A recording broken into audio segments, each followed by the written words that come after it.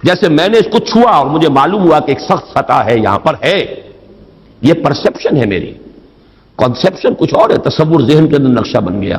خدا کا تصور ہم قائم نہیں کر سکتے، لیکن خدا کے ساتھ ہمارا جو باطنی رشتہ ہے کہ اندر محسوس ہوتا ہے کہ ہے، جس کی مثال بھی میں نے دی تھی، بعض حضرات کے شاید علم میں نہ ہو، کہ جیسے میں اس وقت اس دیوار کو دیکھ رہا ہوں تو ایک تصور میرے ذہن میں قائم ہوا، دیوار اتنی لمبی ہے، اتنی چوڑی ہے، اتنی اونچی ہے، یہ دیوار جو ہے سفید رنگ اس پر ہوا ہے، میں نے ایک تصور قائم کر لیا۔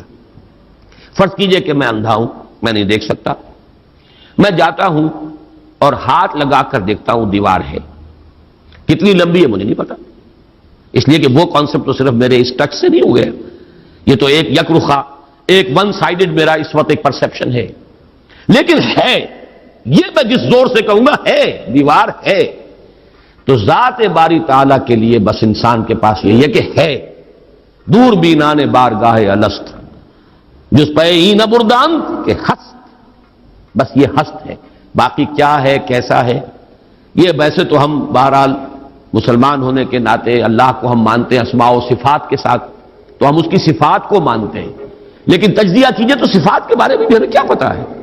اللہ دیکھتا ہے، کیسے دیکھتا ہے یہ تو نہیں پتا، کتنا دیکھتا ہے یہ بھی ہمیں نہیں پتا، یعنی اس کی بھی اصل حقیقت جو ہے دیکھنے کی وہ تو ہمیں نہیں معلوم۔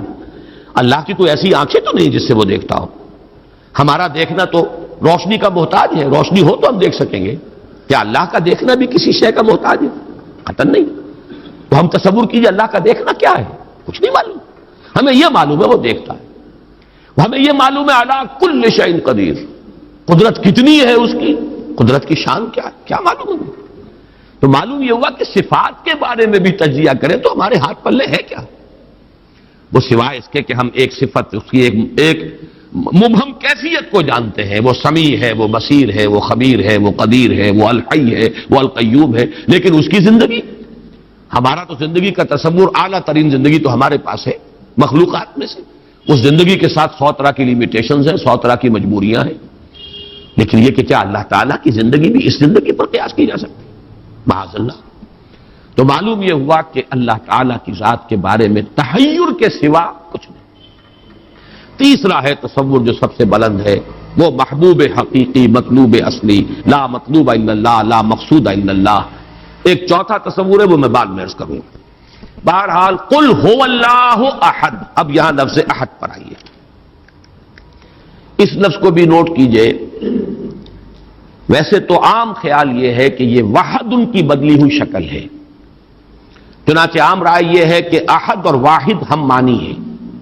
اکثر مفسرین نے اردو میں جو ترجمے کیے مترجمین نے، وہ کہو اللہ، وہ اللہ ایک ہے، اگرچہ اس پر خاصا اعتراض وارد ہوتا ہے، وہ بھی اللہ کو ایک مانتے تھے، صرف اس کے ساتھ کسی اور کو ایڈ کر لیا تھا، اس اللہ کو تو دو نہیں مانتے تھے، وہ جو بڑا اللہ تھا وہ تو ان کے نزدیک بھی ایک ہی تھا، اور ایک تو ہر شے ایک ہوتی ہے، جو معبود ہے 10 تو ان میں سے بھی ہر ایک اپنی جگہ پر تو ایک ہے، ایک کمپوزڈ ایک اس کا وجود ہے، لیکن بہرحال چونکہ اکثر و بیشتر رائے یہ ہے کہ احد اور واحد تقریباً ہم مانی ہے، ترجمہ کیا گیا کہہ دو وہ اللہ ایک ہے، اور یہ کہ واحد ہی کی بدلی ہوئی شکل احد ہے، یہ تو ہے تقریباً بالعموم جو رائے ہے، لیکن میرے علم میں آج ہی یہ بات آئی ہے اور وہ میں آپ پر بھی منتقل کر رہا ہوں۔ امام راغب اصفہانی، ظاہر بات ہے لغت کے تو بہت بڑے امام ہیں، اور مفردات القرآن پر ان کی کتاب جو ہے مارکت الدارا ہے مشہور، انہوں نے اسے علیحدہ مادہ قرار دیا ہے۔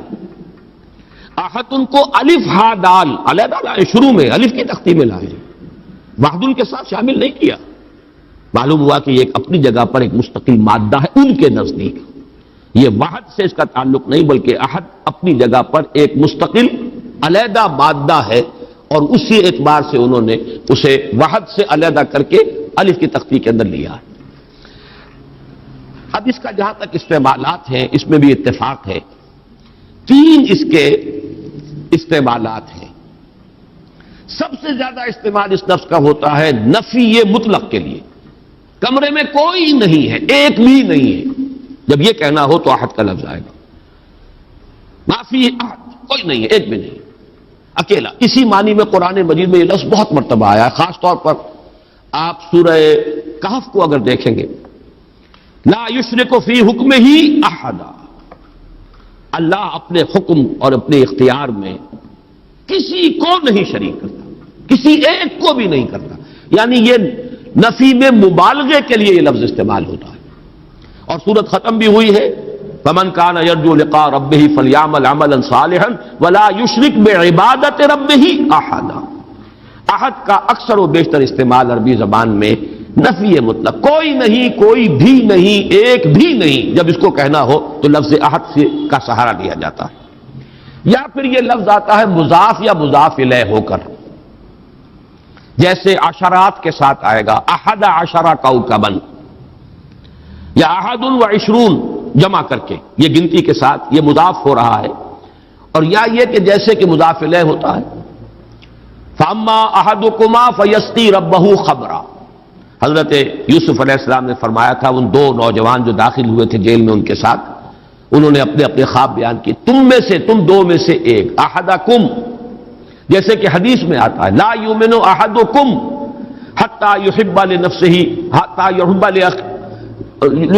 لاخیہ ما یحب لنفسہ، یا لا یؤمن احدکم حتی یکون ہواہ طبعا لما جئت بہ، یا یہ کہ لا یؤمن احدکم حتی اکون احب الیہ من والدہ وولدہ والناس اجمعین. اب یہ تین احادیث آ گئی زبان پر. تو احدکم یہ گویا کہ مضاف ہو کر آ رہا ہے، اس طریقے سے یہ لفظ مضاف ہو کر یا مضاف الیہ ہو کر استعمال ہوتا ہے. صرف قرآن مجید میں یہ لفظ ذات باری تعالیٰ کے لیے علیحدہ سے مستقل ایک صفت کے طور پر آیا ہے، قل هو اللہ احد. یہ ایک خاص بات ہے، اس کو نوٹ کر لیجئے کہ اس لفظ کا یہ استعمال اس اعتبار سے، صفت کے اعتبار سے کسی اور کے لیے غیر اللہ کے لیے ہے ہی نہیں. قل هو اللہ احد، یہ یہاں پر آ رہا ہے ایک مستقل صفت علیحدہ، لیکن یہ صرف اللہ کے ساتھ. اب یہاں میں عرض کروں گا کہ میں اس کا ترجمہ جو میں نے آپ کو گنوائے ہیں مولانا فراہی نے کیا ہے بے ہما. قل هو اللہ احد اللہ الصمد، کہہ دو اللہ بے ہما ہے، اللہ باہما ہے. اصلاحی صاحب ان کے شاگرد ہیں، انہوں نے ترجمہ کر دیا ہے بے ہما کا ترجمہ کہہ دو اللہ سب سے الگ ہے اور اللہ سب کے ساتھ ہے. صمد اللہ سب کے ساتھ ہے، باہما اور احد بے ہما اللہ سب سے الگ ہے. عام طور پر اردو مترجمین، شیخ الہند کو بھی میں نے دیکھا، مولانا اشرف علی تھانوی رحمہم اللہ دونوں کو دیکھا، کہہ دو اللہ ایک ہے. لیکن یہ کہ بہرحال میرا مزاج، میرا ذوق اس ترجمے کو قبول نہیں کرتا. واحد اور ہے، احد اور ہے، یہ شان ہی علیحدہ ہے. اس لفظ کو واحد کے بالکل برابر کر دینا کم سے کم میرا ذوق اسے قبول نہیں کرتا. ویسے قرآن میں وہ لفظ بھی آیا اللہ کے لیے، الواحد القہار، للہ الواحد القہار، واحد ہے، الواحد ہے. لیکن احد یہ شے ہی اور ہے.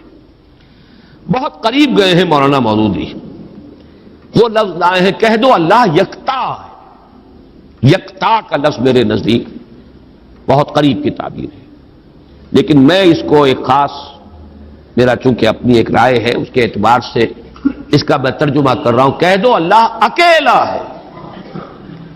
اکیلا وہ ہے جس کے ساتھ کوئی نہیں. اکیلا کس اعتبار سے؟ یہ ہے اصل میں وہ نقطہ. اللہ ایک تو اس اعتبار سے اکیلا ہے کہ وہ صرف ایک اکیلا واحد معبود ہے اور کوئی معبود اس کے ساتھ نہیں. سورہ کافرون کے ساتھ جب آپ جوڑیں گے تو یہ تصور نمایاں ہو کر سامنے آئے گا. میرا اللہ وہ اللہ ہے جو اکیلا ہے، اس کے ساتھ کوئی اور الہ نہیں ہے. لا الہ الا اللہ، اللہ کے سوا کوئی معبود نہیں. یہ در حقیقت مفہوم بنا قل هو اللہ احد. بات وہی ہے جو لا الہ الا اللہ میں کہی گئی ہے، لیکن یہ کہ یہاں پہ اسلوب بدل گیا. قل هو اللہ احد، وہ اکیلا ہے، کوئی اس کے ساتھ نہیں. لیکن اسی کا ایک انتہائی بلند مقام ہے. مقام وہ خطرناک ہے، عام لوگوں کی ذہن سے ذرا بلند تر، اسی لیے عوام اس کے بارے میں مغالطوں میں مبتلا ہوتے ہیں. اور آج کل کا ہمارا ایک بہت بڑا طبقہ چونکہ زیر اثر ہے کچھ ایسے مفکرین کے کہ جن کا ذوق وہ نہیں تھا جو اس سطح کا ہو جو میں ابھی عرض کر رہا ہوں، لہذا وہ اسے شرک سے بھی تعبیر کر بیٹھتے ہیں، اور وہ ہے توحید وجودی. وہ اکیلا ہے، اکیلا ایمانی کہ وجود حقیقی صرف اس کا. یہ توحید وجودی جس کو میں تفصیل سے بیان کر چکا ہوں سورہ حدید میں، هو الاول والآخر والظاہر والباطن، وہی پہلا، وہی آخر، وہی ظاہر، وہی باطن، وہی وہ، اور کوئی ہے ہی نہیں. جو نظر آ رہے ہیں حقیقت میں نہیں ہے. کل ما فی الکون وہم او خیال او عکوس فی المرایا او ظلال. کل جو کچھ نظر آتا ہے موجودات میں یہ وہم ہے یا خیال ہے، یا جیسے شیشے میں عکس نظر آتا ہے. آپ ادھر کھڑے ہیں، ادھر بھی نظر آ رہے ہیں، وہاں تو کوئی نہیں ہے. ادھر ہی ادھر ہے جو ہے، وہ جو کوئی نہیں ہے وہاں نظر تو آ رہا ہے. اور عکوس فی المرایا او ظلال، یا سایہ ہے، درخت کی شاخ اوپر ہے، سایہ نیچے پڑ رہا ہے، سایہ کا کوئی وجود نہیں لیکن نظر تو آ رہا ہے. جس کو کہ حضرت مجدد الفسانی نے فرمایا کہ یہ سنے خدا بندی کہ معدوم را موجود می نمائند. یہ معدوم ہے کائنات، حقیقت میں موجود نہیں ہے، لیکن اس کو اللہ تعالیٰ نے موجود کر کے دکھا دیا ہے، نظر آ رہا ہے. یا جیسے وہ آتشی دائرے کی مثال میں نے دی ہے بارہا، یہ حضرت مجدد کی دی ہوئی مثال ہے کہ اگر آپ ایک قندیل لے لیں، لکڑی ہے ایک لمبی، اس کے ایک سرے کے اوپر آپ نے کپڑا باندھا، تیل ڈال دیا، مٹی کا آگ لگا دی، یہ شعلہ جوالا ہے. اب اس لکڑی کو تیزی کے ساتھ دائرے میں حرکت دیجئے، دیکھنے والوں کو آتشی دائرہ نظر آئے گا، جبکہ آتشی دائرے کا کوئی وجود نہیں. وجود آپ کو معلوم ہے صرف اس ایک نقطے کا ہے، وہ ایک شعلہ جوالا ہے حقیقی. یہ دائرہ جو نظر آ رہا ہے، نظر آ رہا ہے، ہر چند کہے کہ ہے، نہیں ہے، اس کا وجود کوئی نہیں، نظر تو آ رہا. تو اپیئرنس اینڈ ریئلٹی یہ بڑی مارکت الارا کتاب ہے فلسفے کی. یہ در حقیقت جو کچھ نظر آ رہا ہے یہ ایک سراب ہے، حقیقت یہ نہیں ہے. حقیقی وجود صرف اللہ. اس کو میں یعنی وجود کے اعتبار سے توحید وجودی، یعنی میں نے جو ابھی گنوایا تھا، لا معبود الا اللہ، لا مطلوب الا اللہ، لا مقصود الا اللہ، لا محبوب الا اللہ، لا موجود الا اللہ، یہ وہ توحید وجودی ہے. شاہ ولی اللہ دہلوی رحمۃ اللہ علیہ فرماتے ہیں کہ یہ ہے توحید کی بلند ترین منزل، اور یہاں آ کر وحدت الوجود اور وحدت الشہود ایک ہو جاتے ہیں، ان میں کوئی فرق نہیں، تعبیر کا فرق. چونکہ میری یہ رائے ہے، لیکن یہ فلسفے کا مسئلہ ہے، میں اس کو بیان نہیں کرنا چاہتا. قرآن مجید میں یہ مسئلہ یا سورہ حدید کی اس آیت میں آیا ہے، قرآن سے باہر سے بات نہیں کر رہا ہوں. لیکن یہ کہ ہر شخص کے ذوق کی چیز نہیں ہے، ہر شخص کا یہ نہ مزاج ہے، نہ ذوق ہے، نہ اس میں استعداد ہے، نہ صلاحیت ہے کہ ان مسائل پر غور کرے.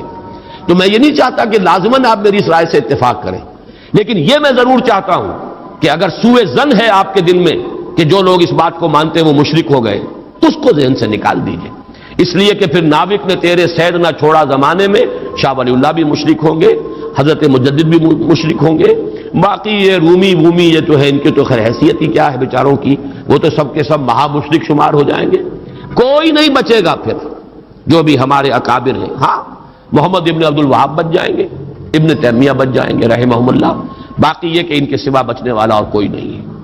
تو یہ توحید وجودی یا وحدت الوجود یا وحدت الشہود میرے نزدیک قل هو اللہ احد، کہہ دو وہ اللہ ہے اکیلا تنہا.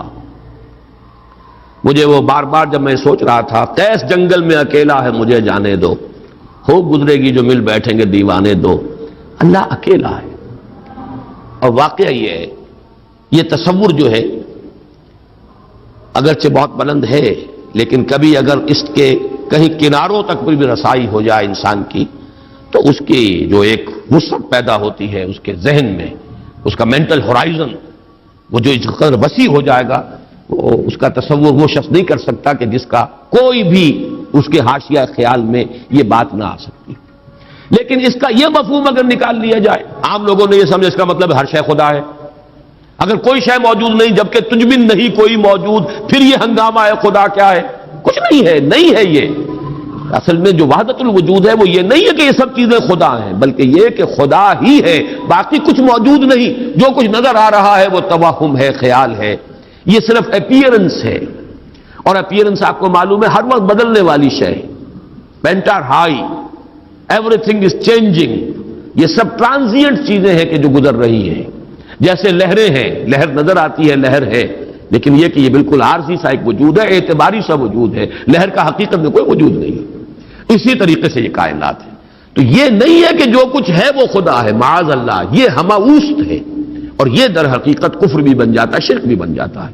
لیکن توحید وجودی یا وحدت الوجود یہ بالکل مختلف شے ہے، اور میرے نزدیک اس آیہ مبارکہ کا اصل مدلول یہ ہے، قل هو اللہ احد، بلند ترین توحید توحید وجودی، لا معبود الا اللہ سے لے کر لا موجود الا اللہ، اس لیے کہ احد کا لفظ واحد نہیں ہے، اکیل یکتا، لیکن اس سے بھی آگے بڑھ کر جو ترجمہ میں کر رہا ہوں وہ یہ ہے کہ کہہ دو اللہ اکیلا ہے، کوئی اس کے ساتھ نہیں۔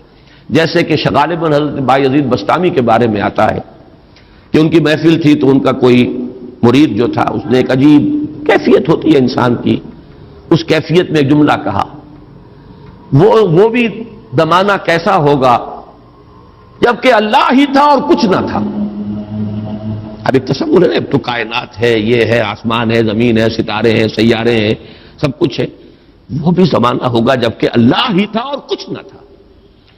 تو وہ بایزید بسطامی ہے جو دوسرے بزرگ کوئی ہو سکتے ہیں اگر مجھے نام کا اس وقت مغالطہ ہو رہا ہو، انہوں نے اسی کیف کے عالم میں جواب دیا، الان کما کان، میرے عزیز اب بھی ایسا ہی ہے، اللہ ہی ہے اور کچھ نہیں ہے، جیسے پہلے تھا جس کا تم تصور کر رہے ہو، اب بھی حقیقت میں وہی۔ اس کو میں ذرا اور آسان کر دوں تاکہ جو نسبتاً یعنی سادہ مزاج حضرات ہیں ان کی سمجھ میں بھی یہ بات آ جائے، کسی مغالطے میں مبتلا نہ ہو۔ دیکھیے جب ہم کہتے ہیں لا محبوب الا اللہ، کیا معنی ہے اس کے؟ یہ معنی تو نہیں ہے کہ اولاد سے محبت نہ کرو، یہ تو دین کی تعلیم نہیں ہے۔ معنی کیا ہے؟ ساری محبتوں سے بالا تر محبوب حقیقی صرف اللہ ہو جائے۔ لا محبوب الا اللہ کا مطلب یہ ہے، یہ نہیں کہ آپ کاٹ دیجئے محبت ہر ایک کی، اولاد سے محبت کرو، شوہر بیوی سے محبت کرے، بیوی شوہر سے محبت کرے، وطن سے محبت کرو، بلکہ اتنی خوشخبریاں ہیں، وجبت محبتی للمتحابین فیہ، میری محبت واجب ہو گئی ان کے لیے جو میرے لیے ایک دوسرے سے محبت کرے۔ تو ایک مسلمان سے محبت کرتا ہے، ایک مومن سے محبت کرتا ہے، ایک مجاہد دوسرے مجاہد سے محبت کرتا ہے، یہ محبت تو مطلوب ہے۔ لا محبوب الا اللہ کا مطلب یہ نہیں ہے کہ ساری محبتوں کی نفی ہو گئی۔ اسی طرح جب ہم کہتے ہیں لا موجود الا اللہ، اس کا مطلب یہ نہیں کہ تمام موجودات کی نفی ہو گئی، بلکہ یہ کہ وجود حقیقی صرف اللہ کا ہے۔ یہ اعتباری وجود ہے جن کی کوئی حقیقت نہیں ہے، یہ دائمی وجود، مستقل وجود، وہ وجود جو از خود ہے، باخود ہے، خود بخود ہے، جسے کسی نے وجود نہیں عطا کیا، جس کا وجود ایسا نہیں ہے کہ کبھی شروع ہوا اور کبھی ختم ہو جائے، وہ وجود حقیقی صرف اللہ ہے۔ اب اس میں تو کوئی اشکال نہیں رہے گا، اس معنی میں اگر کہا جائے لا موجود الا اللہ تو ہر شخص کہے گا۔ اس کی ایک اور مثال میں آپ کو دے دوں، دعا استخارہ میں حضور فرماتے ہیں فَإِنَّكَ تَعْلَمُ وَلَا أَعْلَمُ وَتَقْدِرُ وَلَا أَقْدِرُ، اے اللہ میں تجھی سے استخارہ کر رہا ہوں، انی استخیرک بعلمک واستقدرک بقدرتک واسألک من فضلک العظیم فإنک تقدر ولا اقدر وتعلم ولا اعلم، تو جانتا ہے میں نہیں جانتا، تو قدرت رکھتا ہے مجھے کوئی قدرت حاصل نہیں، تو کیا کوئی قدرت حاصل نہیں تھی حضور کو؟ کیا کچھ علم حاصل نہیں تھا حضور کو؟ یہ بمقابلہ علم خداوندی، بمقابلہ قدرت خداوندی کل موجودات کی قدرت اور ان کی نفی مطلق ہو جائے گی، کوئی علم نہیں۔ یہی بات یہاں کہہ لیجیے، کوئی وجود نہیں ہے، وجود حقیقی صرف اللہ۔ بہرحال یہ تمام تصورات ان کی تعبیرات ہیں، تعبیرات میں ذرا سخت سے سخت تر مقامات بھی آ جاتے ہیں، مشکل سے مشکل تر مقامات بھی آ جاتے ہیں، میں اس کی تفصیل میں اس وقت نہیں جا رہا، لیکن میرے نزدیک اس سورہ مبارکہ کی پہلی آیت اس عظیم ترین سطح پر توحید کو بیان کر رہی ہے، اور یہ جیسا کہ میں نے عرض کیا تھا جب تک یہ بات سامنے نہ آئے، چار اعتبارات سے کس طریقے سے توحید کے بیان کو اس صورت نے سمو لیا اپنے اندر اور جمع کر لیا ہے، تبھی اس کی وہ عظمت ہے کہ ثلث قرآن کے مساوی یہ صورت ہے، تبھی اس سے صحابہ کی وہ محبت کا راز جو ہے وہ کھلتا ہے کہ کیوں ہے، ایسے ہی نہیں ہے۔ قل هو اللہ احد، کہہ دو وہ اللہ ہے، میرا معبود جسے میں پوچھتا ہوں وہ اللہ ہے، لیکن وہ اللہ نہیں جسے تم پکار رہے ہو، وہ اللہ جو اکیلا ہے، تنہا ہے۔ اللہ الصمد، جیسا کہ میں عرض کر چکا ہوں، صمد کا لفظ قرآن مجید میں ایک ہی مرتبہ آیا، اور اس کے مفہوم کو بھی دو معنی سے بیان کیا گیا ہے. ایک تو چونکہ ایک مرفوع روایت بھی امام راضی لے کر آئے ہیں، روی عن ابن عباس رضی اللہ تعالی عنہما، کہ حضور سے پوچھا گیا اللہ کا صمد ہونا کیا معنی ہے اس کے، تو آپ نے فرمایا هو السید الذی یصمد الیہ فی الحوائج. اصل میں یہ صمد جو ہے عربی زبان میں یہ ہوتا تھا کسی چٹان، مضبوط چٹان کی طرف جس کو پشت پر رکھ لیا جائے تو دشمن سے مقابلے میں انسان کو سہولت ہوتی ہے.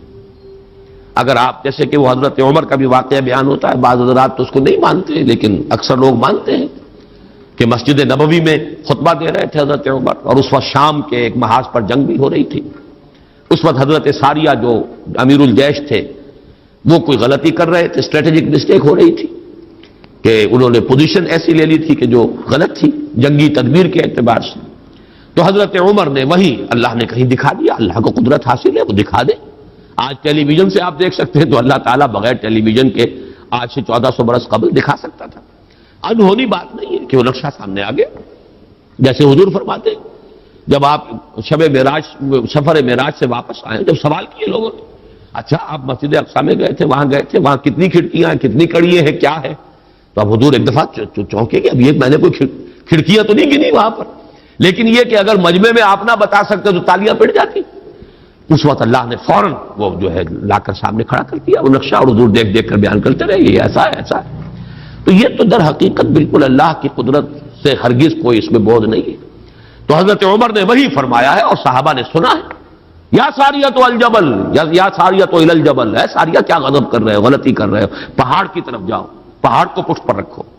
پہاڑ پشت پر ہو تو آپ پشت کی طرف سے اب محفوظ ہو گئے، آپ یکسو ہو کر سامنے سے دشمن کا مقابلہ کر سکتے ہیں.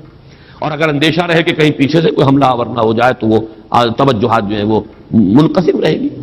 بہرحال یہی معاملہ ہے صمد کا، وہ ہستی جس کی طرف رجوع کیا جائے، جس کو پناہ گاہ سمجھا جائے، جس کی طرف اپنی مشکلات کے اندر رجوع کیا جائے، اور اس اعتبار سے پھر وہی مطلوب بن جاتا ہے، وہی مقصود بن جاتا ہے، وہی محبوب بن جاتا ہے. اسی کی عزت کی جاتی ہے، اسی کی تکریم ہوگی، اسی کا اعزاز ہوگا. اس کے سامنے انسان جو ہے وہ اپنے آپ کو جھکائے گا، جس بڑے بڑے سردار. تو یہ سمد جو ہے اس معنی میں، اور ایک سمد وہ شے ہے جس کو کھوکھلی نہ ہو، لا جوف لہو، بہت مضبوط اپنی جگہ پر توانا چٹان. ایک تو وہ چٹان ہے جو کھوکھلی ہے، لیکن یہ کہ ایک چٹان وہ ہے جو مضبوط اور بالکل سالڈ چٹان ہے. ان دونوں اعتبارات سے اللہ الصمد کا ترجمہ اب مولانا فراہی، مولانا اصلاحی صاحب کا تو یہ ہوا کہ اللہ تعالی با ہما ہے، ذات میں بے ہما، کسی سے اس کا کوئی تعلق نہیں، یکتا بلکہ اکیلا. لیکن یہ نہیں ہے کہ مخلوق سے منقطع ہے، مر گئے ہم انہیں خبر نہ ہوئی، یا یہ ہے کہ مخلوق کی دعائیں نہ سنتا ہو، مخلوق کی حاجت روائی نہ کرتا ہو. نہیں، سب کا ملجا وہی ہے، سب کا ماوا وہی ہے، سب کے لیے پناہ گاہ وہی ہے، سب کی حاجت روائی کرنے والا وہی ہے. تو وہ اللہ صمد ہے. یہ دو احد اور صمد جو ہے اس نے جڑ کر اصل میں اسی طریقے سے ایک تصور کو مکمل کیا ہے، جیسا کہ آیت الکرسی میں اللہ لا الہ الا ہو الحی القیوم، الحی اور القیوم، الحی از خود زندہ، زندہ جاوید، اور قیوم باقی پوری کائنات کو تھامے ہوئے، سنبھالے ہوئے. پوری موجودات کا یہ سارا سلسلہ یہ محتاج ہے اللہ کا. اس کی میں نے پہلے بیان کی ہے، بہترین تمثیل وہ ہے جو مولانا مناظر حسن گیلانی رحمۃ اللہ علیہ نے دی ہے. ربط الحادث بالقدیم کی مثال، اللہ کی ذات اور اس کائنات کے درمیان ربط اور تعلق کیا ہے. انہوں نے مثال دی ہے کہ آپ اپنے ذہن میں نقشہ قائم کیجئے، تاج محل کا نقشہ، جس نے تاج محل دیکھا ہو، چلیے آپ نے مینار پاکستان دیکھا، مینار پاکستان کا تصور کیجئے، ذہن میں نقشہ قائم کیجئے.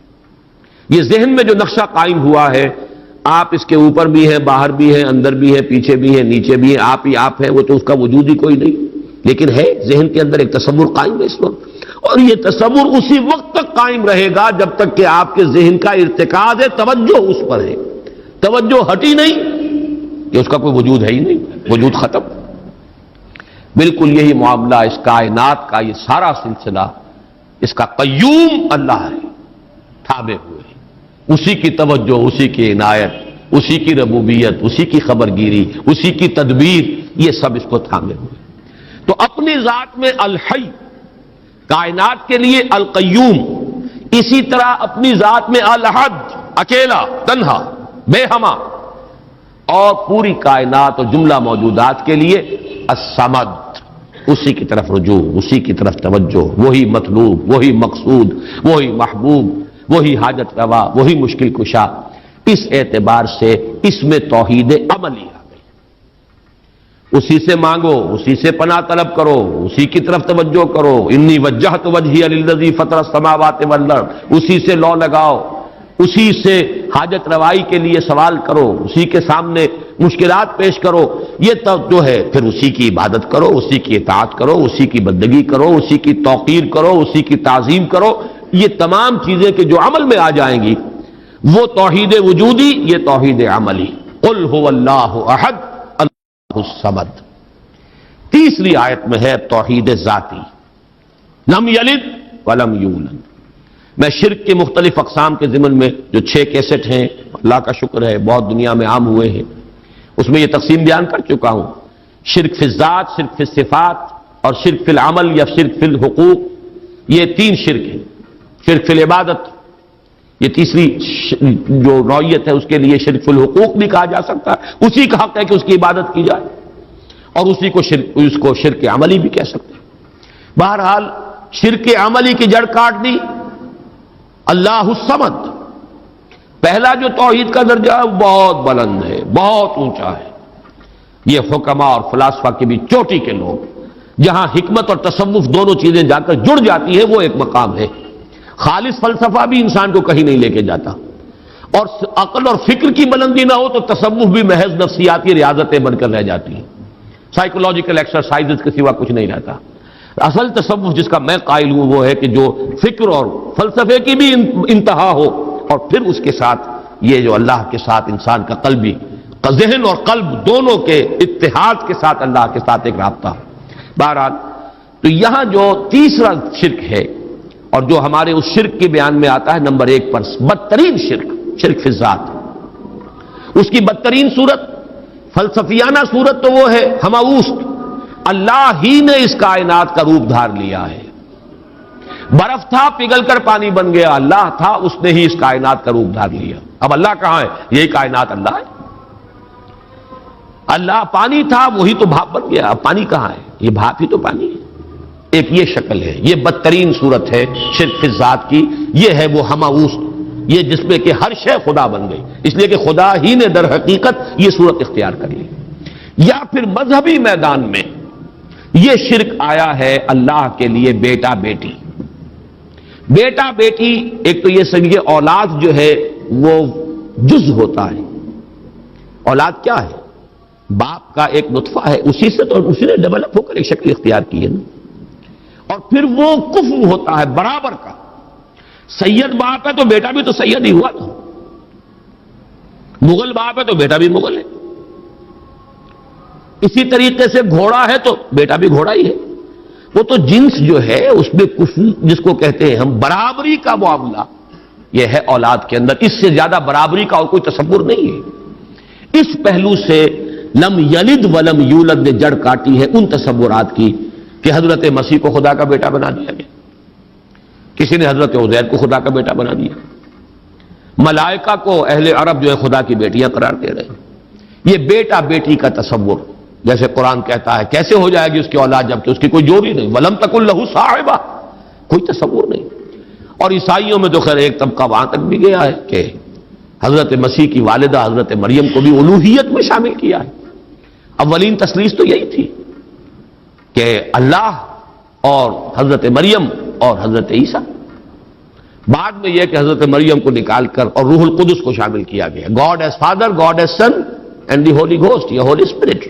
یہ تثلیث ہے جو عام طور پر اب چلتی ہے، لیکن پہلے تو تثلیث کے اندر جیسے کہ قرآن مجید میں بھی ہے، حضرت مریم کو بھی انہوں نے شامل کیا تھا۔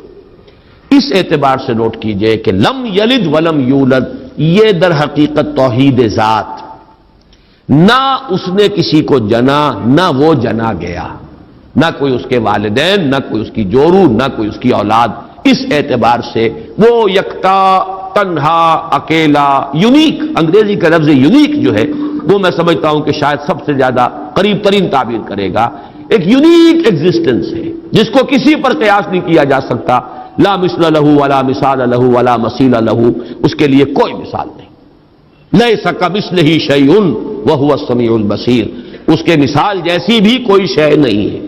یعنی یہ اب اس سے زیادہ ہماری زبان ہے، عربی زبان بھی تو آخر انسانوں کی زبان تھی، اس میں کسی ایک ایبسولوٹ اور مطلق تصور کو پیش کرنے کی جو لمیٹیشن ہے وہ نہیں.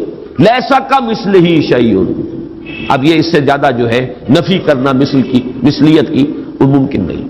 اور جیسا کہ میں نے اپنی تقریروں میں بیان کیا ہے، اس شرک پر اللہ کا غضب سب سے زیادہ بھڑکتا ہے، اس لیے کہ تو ذات میں شریک کر دیا آپ نے اللہ کی. کیونکہ یہ فلسفیانہ ہماؤس وغیرہ عرب میں وہاں موجود نہیں تھے، یہ ہندوستان کی بیماریاں تھیں، لہذا قرآن مجید میں اس کا ذکر اس انداز میں نہیں ہے. البتہ شرک فی ذات کی ایک شکل کے جو وہاں موجود تھی وہ بیٹا بیٹی کا تصور، اور شرک فی ذات ہی کی دوسری شکل جو ہندوستان میں یا اور دوسری جگہوں کے فلسفیانہ مذاہب میں ہے وہ ہماؤس کہ خدا ہی نے در حقیقت یہ روپ، وہ انکارنیشن کہیں یا یہ کہ یہ حلول و اتحاد اینجا محالست، یہ سارے تصورات جو ہیں یہ فلسفیانہ ہیں. لم یلد ولم یولد ولم یکن لہ کفوا احد، اور نہیں ہے کوئی بھی اس کا کفو. کفو کاف فے اور واو، اور کاف فے اور حمزہ، پھر یہی وہ ہے جو الف واو اور یہ جو ہے بدل جاتے ہیں، یہ ایک ہی مادہ ہے، اسی سے مکافات ہے، بدلہ. جیسا دناہم کما دانو مکافات. کف جو ہے کہتے ہیں ہمسر، جس کے لیے ہمارے ہاں جب علماء تقریریں کرتے ہیں تو جو ان کے خطبات ہوتے ہیں، لا ضد لہ ولا ند لہ، ضد اور ند یہ در حقیقت جو بھی ہمسر ہوگا وہ تو مقابلے میں آئے گا، وہ تو چیلنج کرے گا کہیں نہ کہیں. تو ضد بھی کہتے ہیں کسی کا حریف، ند مخالف. اور یہ لفظ حضور صلی اللہ علیہ وسلم نے استعمال فرمایا تھا جبکہ کسی صحابی کی زبان سے الفاظ نکل گئے، ما شاء اللہ و ما شئت، جو اللہ چاہے اور جو آپ چاہیں. حالانکہ اس میں ظاہر بات ہے کہ ان کی نیت میں کہیں بھی وہ بات نہیں ہو سکتی تھی کہ برابر کر رہے ہوں حضور کی مشیت کو اللہ کی مشیت کے ساتھ، لیکن یہ کہ چونکہ لفظ میں اشتباہ تھا، لفظ میں برابری سی ہو گئی ہے، ما شاء اللہ و ما شئت، تو آپ نے فرمایا، فوراً ٹوک دیا، اجعلتنی للہ ندا، کیا تم نے مجھے اللہ کا مد مقابل بنا دیا؟ مشیت تو ایک ہی ہے، اسی کی مشیت چلتی ہے، کتنا ہی چاہے انسان. انک لا تہدی من احببت ولکن اللہ یہدی من یشاء، آپ کتنا ہی چاہیں کسی کو ہدایت دینا آپ کے اختیار میں نہیں ہے کہ جسے چاہیں ہدایت دے دیں، یہ تو اللہ کی مشیت ہے، اس کا اختیار ہے. تو کفر جو ہے، اب یہ کفر جو ہے یہ توحید صفات ہے، برابر ہوتا ہے انسان صفت میں. اب جیسے میں نے عرض کیا تھا نا، اور یہ تقریریں میں نے تفصیل سے کی ہوئی ہے، ہماری مجبوری ہے، ہماری زبان میں الفاظ مشترک ہیں، صفات کے لیے وہی لفظ اللہ کے لیے استعمال ہوگا، وہی لفظ بندوں کے لیے استعمال ہوگا. اللہ بھی علیم ہے، انسان بھی علیم ہوتے ہیں، بلکہ علامہ بھی ہوتے ہیں. علامہ بہت بڑی شے ہے. حالانکہ واقعہ یہ ہے کہ علم اللہ کے لیے، علم بندے کے لیے، لفظ ایک ہے، زمین و آسمان کا فرق ہے مضمون میں. وہ علم ذاتی ہے، وہ علم مطلق ہے، بلا نہایت، اس کی کوئی حدود نہیں ہے. وہ علم قدیم ہے، ہمیشہ سے تھا، حادث نہیں ہے. اور ہمارا علم، ہمارے سے مراد ہمارا ہو، انبیاء کا ہو، اولیاء کا ہو، کسی کا ہو، بڑے سے بڑے سائنسدان کا ہو، بڑے سے بڑے ولی کا ہو، فرشتوں کا ہو، انبیاء کا ہو، کسی کا ہو، وہ علم یقیناً حادث ہے، قدیم نہیں. وہ یقیناً عطائی ہے، ذاتی نہیں. وہ محدود ہے، لامحدود نہیں. یہ تین جب شرطیں عائد کی جائیں گی اور یہ تینوں مستحضر ہوں تب اس شرک فی صفات سے انسان بچتا ہے اور کفر بنا دینے سے انسان بچ سکتا ہے، ورنہ الفاظ میں اشتراک ہو جائے گا. اور یہی اشتراک ہے، موجود میں ہم بھی موجود، اللہ بھی موجود. ہم کہاں کے موجود؟ اس کا وجود ذاتی، اس کا وجود حقیقی، اس کا وجود مطلق، اس کا وجود قدیم، اس کا وجود قائم و دائم، ہمیشہ ہمیشہ رہنے والا. وہ کوئی عطائی وجود نہیں ہے کہ کسی اور نے وجود دیا ہو. ہمارا وجود مستعار، دیا ہوا، عطا کردہ. لائی حیات آئے، قضا لے چلی چلے، اپنی خوشی سے آئے نہ اپنی خوشی چلے. ہمارا وجود محدود، ہمارا وجود عطائی، ہمارا وجود حادث. نہیں تھے، ہو گئے ہیں. پھر وقت آئے گا نہیں رہیں گے. تو وجود کا لفظ مشترک ہے، اللہ بھی موجود اور ہم بھی موجود. وہ وجود مطلق اور یہ جو ہے ممکن الوجود، یہ ممکنات ہے، یہ اعتباری وجود ہے، اس کے سوا کچھ نہیں. تو کسی بھی اعتبار سے اللہ کے ہم سر ہم پلہ ضد اور ند کسی کو بنا دینا اس کی نفی ہے. وَلَمْ يَكُنْ لَهُ كُفُوًا أَحَدٌ. اب یہاں احد دیکھیے اس معنی میں آیا ہے، نفی مطلق. یہ بھی ادھر پہلا ذہن میرا نہیں گیا تھا، یہ احد کا لفظ جو ہے جو میں نے استعمالات بتائے تھے، دو استعمالات تو اسی صورت میں ہیں. قُلْ هُوَ اللَّهُ أَحَدٌ وہاں وہ صفت کے طور پر آیا ہے اللہ کے لیے، اور اللہ کے سوا کسی اور کے لیے یہ صفت کے لیے لفظ استعمال نہیں ہو سکتا. اصل اس کا استعمال نفی کے لیے آتا ہے، نفی مطلق.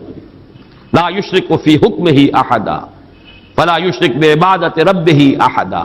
یہاں پر بھی فرمایا وَلَمْ يَكُنْ لَهُ كُفُوًا أَحَدٌ. کوئی ایک بھی، کوئی بھی نہیں، سرے سے نفی مطلق ہے، اس جیسا کوئی نہیں.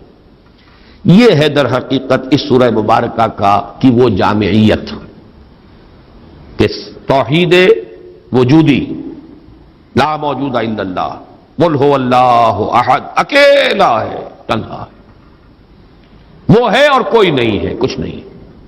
جو ہے وہ اعتباری ہے، کل ما فی الکون وہم و خیال اور وقوس فی المرایا اور ظلال. سب کا ملجا وہی، ماوا وہی.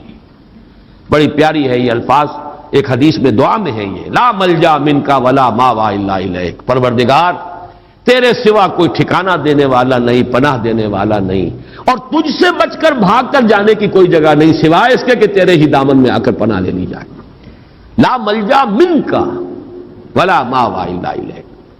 یہ ہے لا ملجا منک ولا ماوا الیک، یہ ہے اللہ الصمد، توحید عملی. نمبر 3 توحید ذات، لم یلد ولم یولد. نمبر 4 توحید صفات، لم یکن لہ کفوا احد. کوئی بھی کسی بھی اعتبار سے اس کا ہمسر، ہم پلہ، ضد یا ند نہیں، اس کا مشابہ نہیں. اس اعتبار سے آج میں نوٹ کر رہا تھا، اس جامعیت کے اعتبار سے سورہ اخلاص کے اگر کسی درجے میں مقابل آتے ہیں تو 2 آیتیں آتی ہیں. اور عجیب بات ہے، یہ سورت ہے 4 آیتوں پر مشتمل، وہ 2 آیتیں. ایک آیت کا تذکرہ ہو چکا، آیت الکرسی. خود حضور نے فرمایا ہے تمام آیات قرآنیہ کی سردار ہے. اس میں 10 یا 11 جملے بن جاتے ہیں ایک آیت کے اندر، اس لیے کہ بعض حضرات اللہ لا الہ الا ہو، اللہ سے پہلے بھی ہوا کو محذوف مانتے ہیں. ہو اللہ لا الہ الا ہو، گویا کہ پہلا جملہ ہو اللہ ہے، پھر لا الہ الا ہو یہ دوسرا جملہ ہے. اس طرح اگر شمار کریں گے تو 11 جملے بن جائیں گے اس ایک آیت کے اندر، ورنہ 10 تو ہے ہی. وہ بھی نہایت جامع ہے توحید کے بیان میں. اور تیسرا مقام کہیے یا دوسری آیت جو ہے، اور واقعہ یہ کہ اس کی بھی عظمت کا میرے قلب پر جو نقش ہے بہت گہرا ہے. 5 اسلوبوں سے توحید کا بیان ایک آیت میں ہے.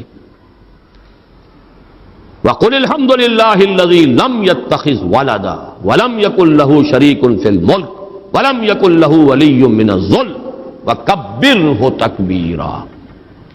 ایک آیت ہے یہ سورہ بنی اسرائیل کی آخری آیت. کہو کل حمد اللہ کے لیے، قل الحمد للہ، کل حمد، کل ثنا، یہ بھی توحید ہے اصل میں، نظری علمی توحید.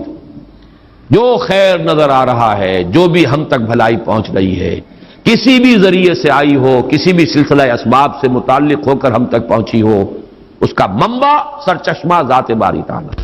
لہذا حمد کا سزاوار حقیقی صرف اللہ. قل الحمد للہ، توحید کا کلمہ ہے، بہت بڑا کلمہ ہے یہ توحید کا. اتنا بڑا کلمہ ہے کہ حضور نے فرمایا کہ تسبیح نصف المیزان والحمد للہ تملؤہ. سبحان اللہ کہنا جو ہے میزان معرفت خداوندی کا نصف ہو جاتا ہے اور پورا پلڑا بھر جاتا ہے الحمدللہ سے. پھر لم یتخذ ولدا، لم یلد ولم یولد، لم یتخذ ولدا ولم یکن لہ شریک فی الملک. بادشاہی میں، اختیار میں کوئی اس کا شریک نہیں. یہ توحید سیاسی. ولم یکن لہ ولی من الذل، اور کوئی اس کا ولی کسی کمزوری کی وجہ سے نہیں ہے. دوست اس کے ہیں، تمہارے دوست ہوتے ہیں، تم انہیں پالتے ہو دوستیوں کو، اس لیے پالتے ہو کہ شاید کل کہیں کام آ جائے، ضرورت پڑ سکتی ہے، انسانی معاملات ایسے ہیں، لہذا دوستیاں پالی جاتی ہیں، دوستوں کی غلط فرمائشیں بھی پوری کی جاتی ہیں، ان کے غلط مطالبے بھی پورے کیے جاتے ہیں۔ یہ کس لیے کہ کنی دبتی ہے آپ کی، اللہ کی کنی کسی سے دبتی نہیں ہے، اس کے ولی ہیں لیکن اس کے کسی ذوف کی وجہ سے نہیں ہے۔ فَلَمْ يَكُنْ لَهُ وَلِيٌّ مِّنَ الذُّلِّ وَكَبِّرْهُ تَكْبِيرًا، اور اس کی تو بڑائی کرو جیسے کہ اس کی بڑائی کا حق ہے۔ یہ آیہ مبارکہ بھی میں نے صرف یہ نوٹ کرا دیا آپ کو کہ اس سورہ مبارکہ کے قریب آتی ہیں اپنی جامعیت کے اعتبار سے یہ آیات، لیکن ظاہر بات ہے کہ سورہ اخلاص ابتدا میں نازل ہوئی، ابھی چہمے گوئیاں شروع ہی ہوئی تھی، یہ کسے پوجتے ہیں، ان کا معبود کون ہے، اس کی شان کیا ہے، اس کی صفات کیا ہے، صف لنا ربک اور انصب لنا ربک، اس کا جواب بہت سادہ الفاظ میں لیکن جامعیت اس کے اعتبار سے جو اپنا منفرد مقام ہے وہ سورہ اخلاص کا ہے، اور جبکہ وہ ہمارے پاس حضور صلی اللہ علیہ وسلم کے اقوال موجود ہیں ثلث قرآن کے مساوی، اللہ تعالیٰ اس سورہ مبارکہ کا صحیح فہم گہرائی میں اس کا جو قلب کے اوپر، ذہن کے اوپر، ہماری سوچ پر، ہماری نفسیات پر جو اثرات مترتب ہونے چاہیے اللہ تعالیٰ ان سب سے ہمیں بہرہ مند فرمائے۔ آخر میں ایک لطیفہ سنا دوں، وہ بھی ایک لطیفہ، علمی لطیفہ ہے، یاد رہے گا۔ یہ خاقانی ایک شاعر گزرے ہیں بہت بڑے فارسی کے، ان کا یہ قصہ بیان ہوتا ہے کہ وہ کہیں کسی دعوت میں کسی امیر کے ہاں مدعو تھے، تو وہاں پہلے سے کچھ لوگ بیٹھے ہوئے تھے جو رتبے میں ان سے بڑے کمتر تھے، لیکن یہ کہ جگہ انہیں ایسی ملی کہ جو اس محفل کے اعتبار سے ذرا ان کے اپنے مقام کے اعتبار سے فروغ تھی۔ تو کچھ جو ذرا ہلکے مزاج کے لوگ تھے جن کی طبیعتوں میں ہلکا پن تھا، وہ انہیں دیکھ دیکھ کے مسکرا رہے تھے کہ آج یہ خاقانی کو کہاں جگہ ملی ہے، کس جگہ بیٹھے ہیں۔ تو انہوں نے شعر کہا ہے، بلکہ دو شعر۔ گر فروتر نشست خاقانی، نہ مرا عار نہ ترا ادب است، قل هو اللہ کے حمد باری است، تحتا تبت یدا ابی لہب است۔ کہ اگر قرآن مجید میں قل هو اللہ جیسی صورت جو ہے وہ تبت یدا کے نیچے درج ہے، تبت یدا اوپر رکھی ہوئی ہے، اوپر لکھی ہوئی ہے، تو قل هو اللہ کے حمد باری است تحت تبت یدا ابی لہب است۔ تو اس لیے اگر آج مجھے کہیں مقام جو ہے نچلا مل گیا ہے نشست کے اعتبار سے، تو اس میں میرے لیے کوئی عار نہیں، تمہارے لیے کوئی عزت کی بات نہیں۔ بہرحال یہ صرف ایک